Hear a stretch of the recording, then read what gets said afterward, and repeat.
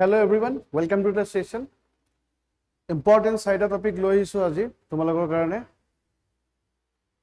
ঠিক আছে remember the name যিকোনো এক্সামত ফেকচুৱেল কুৱেশ্যন আহিব পাৰে ঠিক আছে ভাৰতৰ প্ৰাৰ্থী প্ৰফেসৰ বিমল এন পাটেল মনত ৰাখিবা বিমল এই যে বিমল খাই যে বিমল তেনেকৈ মনত ৰাখিবা বিমল গুটখা বিমল এন পাটেল কি হৈছে 2026 পৰা 2035 লৈকে international tribunal for law of the sea ITLOS কি হৈছে তোমাৰ সিলেক্টেড হৈছে ঠিক আছে ওকে মনত ৰাখিবা ITLOS তাত কোন সিলেক্ট হৈছে বিমল পাটেল বিমল এন পাটেল ৰাষ্ট্ৰসংঘৰ অন্তঃৰাষ্ট্ৰীয় আইন আয়োগৰ এজন কি হয় সদস্য ঠিক আছে তেওঁ ভাৰতত 21 সংখ্যক আইন আয়োগৰ এজন সদস্য আছিল আগত আৰু এতিয়া বৰ্তমান ITLOS ৰ কি হৈছে তোমাৰ এজন নিৰ্বাচিত হৈছে সদস্য হিচাপে কিমান বছৰ পৰা কিমানলৈকে 2026 ৰ পৰা 2035 international tribunal for the law of the sea কি হয় তোমাৰ এটো UNCLOS united nation convention law of সিৰ কেতিয়া গঠন কৰিছিলে 1982 চনত তাৰ অধীনত international tribunal for the law of the sea গঠন হৈছে মানে UNCLOS ৰ আন্ডাৰত ডিসপিউট বিলাক সলিউশন আনিবৰ কাৰণে ITLO কি কৰিছে তোমাৰ গঠন কৰা হৈছে ITLOS গঠন কৰা হৈছে ওকে ইয়াত কি কৰে বিবাদসমূহ নিষ্পত্তি কৰে যিমানসমূহ সি ৰিলেটেড ল বিলাক আছে য'ত বিবাদ হয় সি ৰিলেটেড দেশসমূহৰ মাজত সেই বিবাদসমূহ কি হয় তোমাৰ নিষ্পত্তি কৰে ঠিক আছে নিষ্পত্তি কোনে কৰে INCLOS কৰে বাট INCLOS ৰ এটা সেপাৰেট অৰ্গানাইজেশ্যন যি এক্সক্লুসিভলি সেই বিবাদসমূহ নিষ্পত্তি কৰে আৰু সেই বিবাদসমূহ নিষ্পত্তি কৰিবৰ কাৰণে যিখন কাউন্সিলখনৰ নাম কি হয় তোমাৰ কাউন্সিলখনৰ নাম কি হ'ল ITLOS আৰু ITLOS ত তোমাৰ কোন নিযুক্তি হৈছে ভাৰতৰ প্ৰাৰ্থী Bimal Patel okay clear UNCLOS সদস্য ৰাষ্ট্ৰসমূহৰ নিৰ্বাচিত 21 জন স্বতন্ত্ৰ ন্যায়াধীশে গঠিত কিমানজন ন্যায়াধীশ থাকে তাত টোটাল 21 জন তাৰ ভিতৰত তোমাৰ ভাৰতৰ এজন ইলেক্ট হৈছে আৰু কিমান বছৰৰ কাৰণে 9 বছৰৰ কাৰণে 20 এটো খুদিব পাৰে 21 জন জাজ ফৰ দা 9 ইয়াৰ্স ঠিক আছে ক্লিয়াৰ কি কৰে নৌ চলাচল কোট কিমান কেনেকে নৌ চলাচল কৰিব কোনটো এৰিয়াত সাগৰীয় সম্পদ কোনে কিমান কেনেকে এক্সট্ৰেক্ট কৰিব সাগৰৰ পৰিবেশবোৰ কেনেকে আমি সংৰক্ষণ কৰিব লাগিব বৈজ্ঞানিক গৱেষণাৰ ওপৰত হোৱা বিবাদ যিমানসমূহ বিবাদ স্পেশালি বিবাদসমূহ কোট নিষ্পত্তি হয় কোৰ্টত এটো এটা কোৰ্ট বুলি ক'ব পাৰে কি হয় UNCLOS ৰ এটা কোড হয় আৰু সেই কোডখনৰ নাম কি হয় ITLOS আৰু তাত তোমাৰ বিমল পাটেল কি হৈছে ইলেক্ট হৈছে clear all of you clear okay চাই লবা কোৱেশ্চন পদ্মা বেৰেজ আৰু ভাৰত বাংলাদেশ জল ৰাজনীতি পদ্মা বেৰেজ ঠিক আছে ক'ত বনাব গৈ আছে তোমাৰ বাংলাদেশত আৰু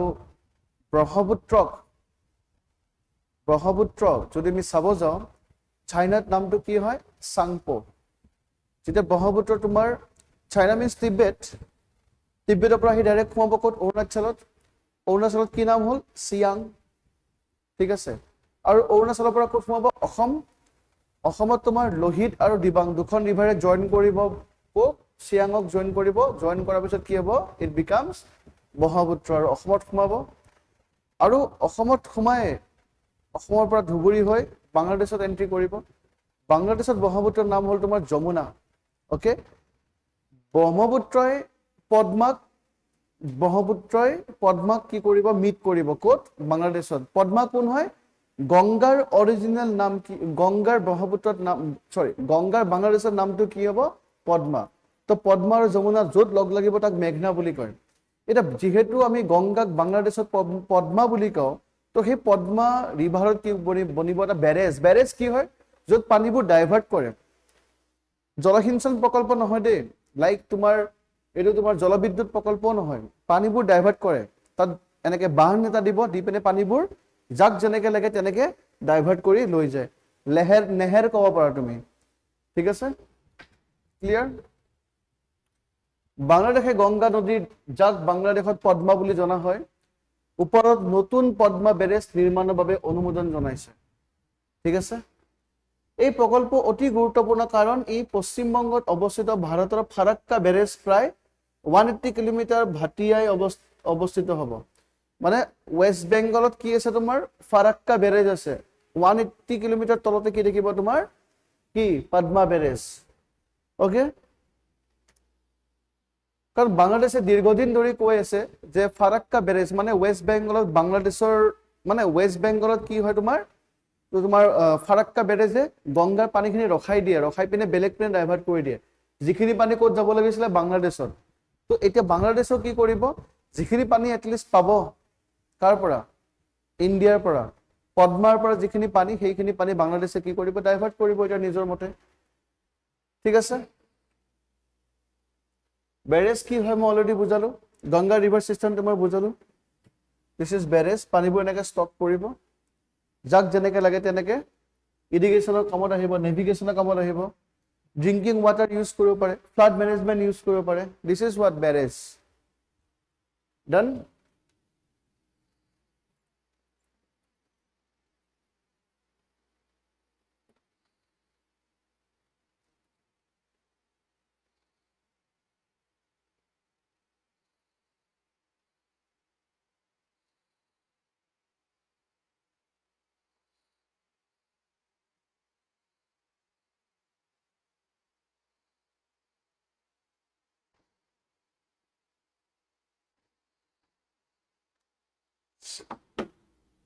অ'কে,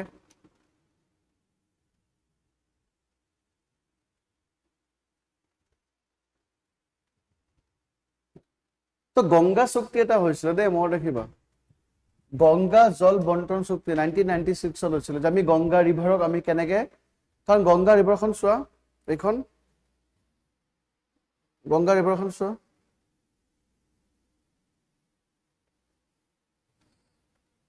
এইটো গংগা, ফাৰাক্কা বেৰেজ ইয়াতে আছে, বুজি পালা? দেন ভগীৰথী এনেকে তোমাৰ লৈ যায় পানীখিনি, হুগলি হৈ এনেকে গুচি যাব। ঠিক আছে, ফাৰাক্কা বেৰেজটো ইয়াতে বনাইছে। নেক্সট তোমাৰ গংগাটো এনেকে গৈ গৈ ইয়াত বাংলাদেশত কিয় পদ্মা, তো ইয়াতে কি বনাব তোমাৰ?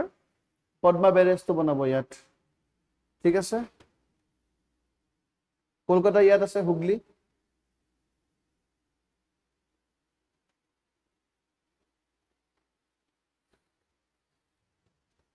তো গংগা ৰিভাৰ যিটো শ্বেয়াৰিং ট্ৰিটি আছিলে, সেই ট্ৰিটিটো কি কৰিব তোমাৰ?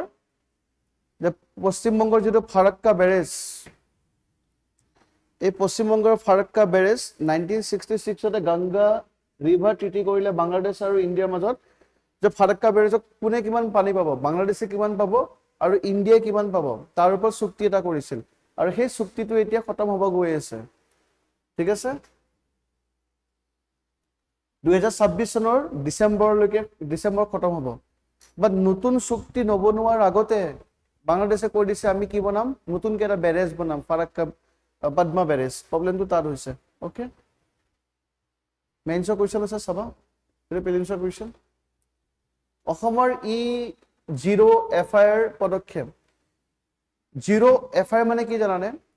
ছাপ'জ তোমাৰ ক্ৰাইমটো জু ৰোডত হৈছে, ছাপ'জ তুমি বস্তু এটা হেৰাইছা, তোমাৰ গ'ল কোনোবা, তুমি গৈ আছা, তোমাৰ ফোনত কথা পাতি আছা, ঠিক আছে, কেনেকে কম মই, সেইটো নহয়, মই তোমাক কৈ আছো যে তুমি ছাপ'জ জু ৰোডৰ পৰা মালিগাঁওলৈকে ট্ৰেভেল কৰিছা, ঠিক আছে, আৰু জু ৰোডৰ পৰা মালিগাঁওলৈকে ট্ৰেভেল কৰোঁতে তোমাৰ জু ৰোডত তুমি ছাপ'জ অফিচত আছা, অফিচত তুমি বেগটোত গ'ল্ড লৈ গৈছা, গ'ল্ড, ঠিক আছে, আৰু তুমি ঘৰ আহি গম পালা, মালিগাঁৱত নোমোৱাৰ পিছত গম পালা যে তোমাৰ গ'ল্ডটো নাই।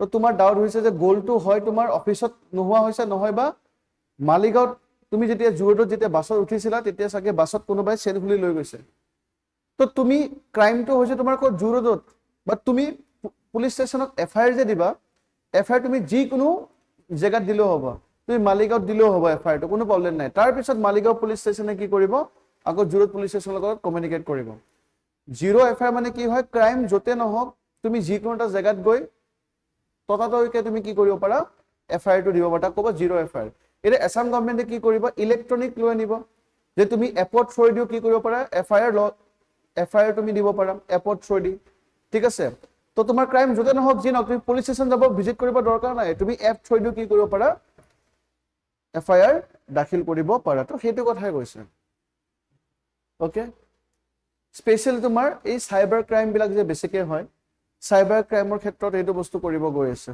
ওকে সাইবাৰ বিত্তীয় প্ৰবঞ্চনাৰ গোচৰসমূহত দ্ৰুত পঞ্জীয়ন আৰু ব্যৱস্থা গ্ৰহণ নিশ্চিত কৰিবলৈ অসম চৰকাৰে 2026 23 জুনত জিৰ' এফআইআৰ প্ৰকল্প মুকলি কৰিছে আচ্ছা জিৰ' এফআইআৰ যেটো আছে zero' FIR applicable to all crime but zero' FIR টো তোমাৰ বেসিক্যালি কিহৰ ওপৰত পৰিছে সাইবাৰ ক্ৰাইমৰ পৰা ৰোধ কৰিব কাৰণে এটা সাইবাৰ ক্ৰাইম হলে তুমি গুৱাহাটী আহিব নালাগে কোনবা লখিমপুৰৰ পৰা কি কৰিব পাৰিব সেই এপত সাইবাৰ ক্ৰাইমৰ ওপৰত এফআইআৰ জাৰি কৰিব পাৰিব বুজি পালা ওকে জিৰ' এফআইআৰ বুজি পালা কি হয় অপৰাধটো যতে সংঘটিত নহওক কিয় যিকোনো আৰক্ষী থানাতে জিৰ' এফআইআৰ ৰুজু কৰিব পাৰে পৰৱৰ্তী সময়ত এক উপযুক্ত অক্ৰিয়াৰ থকা আৰক্ষী থানালৈ হস্তান্তৰ কৰা হয় ওকে জিৰ' এফআইআৰ এফআইআৰ কি হয় এইটো এই ব্যৱস্থাৰ অধীনত national cyber crime reporting portal এটা বনাব national cyber crime reporting portal আৰু সেই পৰ্টেলৰ এটা নম্বৰ থাকিব 1930 থ্ৰু দি তুমি যিকোনো অসমৰ জেগাৰ পৰা কি কৰিব পাৰা সাইবাৰ ক্ৰাইমৰ তুমি এফআইআৰ দাখিল কৰিব পাৰা ঠিক আছে এখানে চাই লবা কোনকে দিয়া আছে বেসিক বস্তুখিনি মই বুজাই দিলো বাকি তোমালোকৰ ৰেসপন্সিবিলিটি যে নিজে কিছুমান বস্তু আমি পঢ়ি চাও কি কৈছে কি কোৱা নাই ওকে বুজি নাপালে সুধিব পাৰা কমেন্ট সেকশন সুধিব পাৰা ভাৰতীয় সাইবাৰ অপৰাধ সমন্বয় কেন্দ্ৰ মনত ৰাখিবা Indian cyber crime coordination centre okay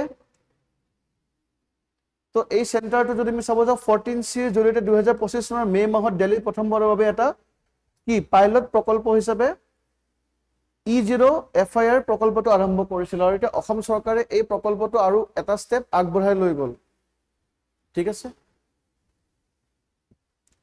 passport যদি নাগৰিকত্ব প্ৰমাণ হয় তেন্তে কি হ'ব পাৰে তো ৰিসেন্টলি কৈছে যে পাসপোৰ্ট কি হয় বহুত কনফিউজন হয় আমাৰ ইন্ডিয়াত ঠিক আছে পাসপোৰ্ট তোমাৰ নাগৰিকত্বৰ পৰিচয় দিব নোৱাৰি বুলি কৈছে যে পাসপোৰ্ট থাকিলে তুমি কবা যে মই নাগৰিক হয় তুমি হেনেকে ক'ব নোৱাৰা যে পাসপোৰ্ট থাকিলে যে তুমি ক'ব পাৰা যে এইটো নাগৰিকত্বৰ পৰিচয় নো হয় কি তেতিয়াহলে নাগৰিকত্বৰ পৰিচয় কি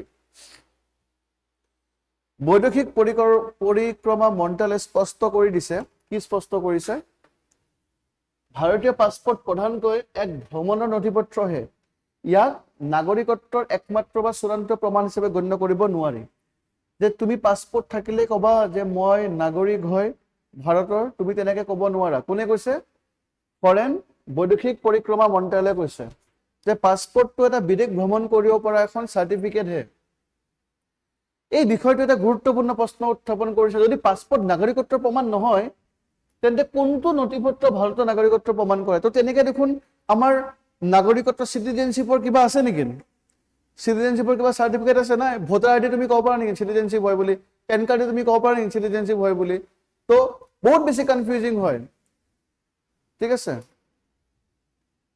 ভাৰতৰ নাগৰিকত্ব আইন পৰিকাঠামো যদি আমি চাব যাও আৰ্টিকল 5 ৰ পৰা আৰ্টিকল 11 লৈকে মেনশন কৰা আছে আমাৰ ইন্ডিয়ান সিটিজেনশিপ কেনেকে লব পাৰে বা কেনেকে ইন্ডিয়ান সিটিজেনশিপ হেৰাব পাৰে মানে আৰ্টিকল 1 টু তোমাৰ 9 লৈকে তো যিমানখিনি সিটিজেনশিপ ৰিলেটেড আৰ্টিকল আছে ঠিক আছে সেইখিনি ওপৰত মেনশন কৰা আছে বাট আৰ্টিকল যেটো 11 হয় তাত কোৱা আছে যে পাৰ্লিয়ামেন্টে আৰ্টিকল 11 কৈছো দেই যে পাৰ্লিয়ামেন্টে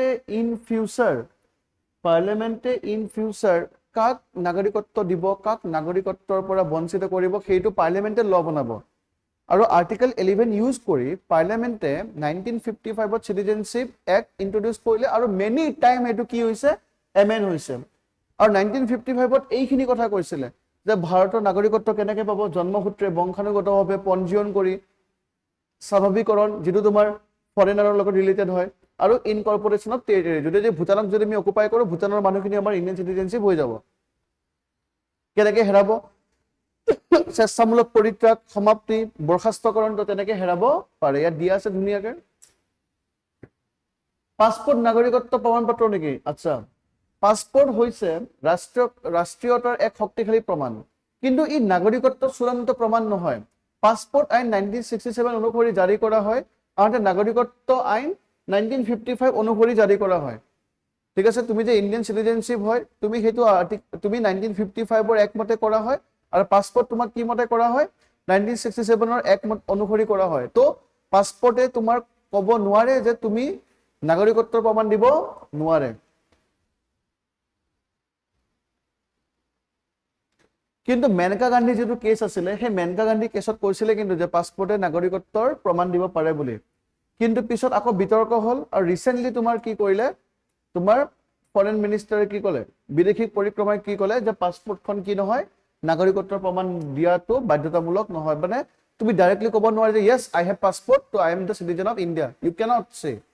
অ'কে, মানে পাছপোৰ্ট পোৱাৰ পিছতো তোমাৰ নাগৰিকত্ব বৰ্খাস্ত হ'ব পাৰে। কাৰ ক্লাছ আছে? 7টাত কাৰ ক্লাছ?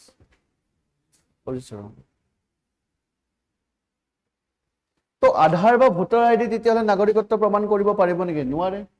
আধাৰ কেৱল পৰিচয়, বাসস্থানৰহে প্ৰমাণ দিব, নাগৰিকত্বৰ প্ৰমাণ দিব নোৱাৰে। ঠিক আছে, ভোটাৰো ছেম, তুমি যে ভোট দিয়া, yes absolutely you are the citizen of India, সেইকাৰণে তুমি ভোট দিছা, বাট ডাইৰেক্টলি ক'ব নোৱাৰা যে ভোটাৰ আইডিখন নাগৰিকত্বৰ চাৰ্টিফিকেট বুলি। মানে ইণ্টাৰলিংক আছে বস্তুখিনি। তো ভোটাৰ আইডি কি হয়, তোমাৰ নাগৰিকত্বৰ চূড়ান্ত প্ৰমাণ নহয়, ভোটৰ তালিকাখনেহে তোমাক প্ৰমাণ কৰিব যে তুমি ভোট দিব পাৰা। পেন কাৰ্ড কি হয়? টেক্স সম্বন্ধীয় হয়। বাৰ্থ চাৰ্টিফিকেট, জন্মসূত্ৰ, ক'ত জন্ম পাইছা, কি পাইছা, সেইখিনি বস্তু লিখা আছে। অ'কে, অসমত যদি আমি চাব যাওঁ, এনআৰচি ইমপ্লিমেণ্ট কৰিছে। ঠিক আছে, যাৰ এনআৰচিত নাম আহিছে আমি ক'ব পাৰোঁ যে নাগৰিক হয়। আচ্ছা, আমাৰ অসমৰ কাৰণে এটা স্পেচিয়েল প্ৰভিজন দিয়া আছে 1985ত, মই এইবিলাক কৰাইছোঁ কেছ কৰ্চত তোমালোকক, যে 1985ত যেতিয়া তোমাৰ অসম চুক্তি হ'ল, তেতিয়া তোমাৰ চিটিজেনশ্বিপ এক্টটো কি কৰিছে? এমেণ্ড কৰিছে। এমেণ্ড কৰি পিনে কিছুমান চেঞ্জেছ আনিছে, লাইক ক্লজ 6 এড কৰিছে চিটিজেনশ্বিপ এক্ট 1955ত। কি আনিছে? যে 1 জানুৱাৰী 1966ৰ আগত যিমানবোৰ ভাৰতলৈ আহিছে বা অসমলৈকে আহিছে, তাহাঁতক নাগৰিক হিচাপে গণ্য কৰা হ'ব। 1 জানুৱাৰী 1966ৰ পৰা 24 মাৰ্চ 1971ৰ ভিতৰত যিবোৰ তোমাৰ নাগৰিক আহিছে, ঠিক আছে, স্পেচিয়েলি বাংলাদেশৰ পৰা, তাহাঁতক 10 বছৰৰ ভিতৰত নাগৰিকত্ব দিয়া হ'ব, যদিহে তাহাঁতে নৈতিকতা প্ৰমাণ কৰিব পাৰে, বা কোনো যদি এনেকুৱা ধৰণৰ যদি পুলিচ কেছ নহয়। 10 বছৰ চিটিজেনশ্বিপ নিদিয়ে, 10 বছৰ পিছত তাহাঁতৰ যদি ভালে থাকে, তাহাঁতৰ নৈতিকতা যদি ভাল থাকে, তেতিয়াহ'লে তাহাঁতক কি দিয়া হ'ব? চিটিজেনশ্বিপ দিয়া হ'ব। কিন্তু 1971ৰ পিছত যোন আহিছে, ডাইৰেক্ট ওলাব লাগে ভাৰতৰ পৰা। সেইটো হ'ল তোমাৰ 1955 চিটিজেনশ্বিপ এক্ট। অসমৰ কাৰণে কি কৰিছে? অসম আন্দোলন হোৱাৰ পিছত ক্লজ 6 এড কৰিছে। This is the clause 6। ঠিক আছে, তো ইয়াত যদি আমি চাব, এই সমস্যাটো বহুত বেছি গুৰুত্বপূৰ্ণ, কাৰণ বিদেশততো তোমাৰ ব্ৰিটেইন হওক, US হওক, তাহাঁতক কি দিয়ে? চিটিজেনশ্বিপ চাৰ্টিফিকেট দিয়ে। আমাৰতো তেনেকুৱা চিটিজেনশ্বিপ চাৰ্টিফিকেট নিদিয়ে। এতিয়াতো ডাইৰেক্ট কৈ দিলে, বিদেশ মন্ত্ৰালয়ে কৈ দিলে যে পাছপোৰ্ট তোমাৰ চিটিজেনশ্বিপ চাৰ্টিফিকেট নিদিয়ে। তো এতিয়া কি কৰিব? কেনেকৈ লিংক কৰিব?